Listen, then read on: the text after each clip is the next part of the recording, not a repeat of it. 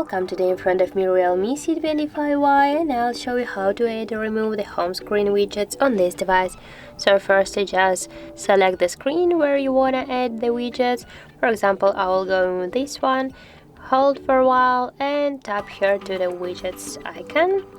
And as can you see right now, we got here all the available widgets. For example, we'll add this one, just hold for a while and move it, drag it where you want to add your widgets. For example, here, as can you see, we also can change the size of our widget by this way.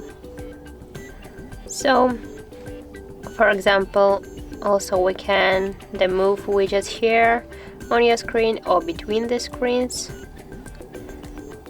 We can turn it back, and for example right now we'll add one more widget by the same way. Just tap, hold for a while, go to the widgets icon, and for example we'll add the calendar, and just by the same way drag it here where you want to add. And also we can change the size of the calendar widget by the same way. As can you see, that's really simple.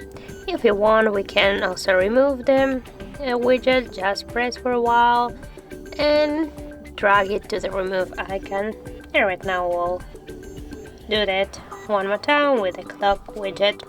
So that's how it looks. If you find this video helpful, leave like, comment and subscribe our channel.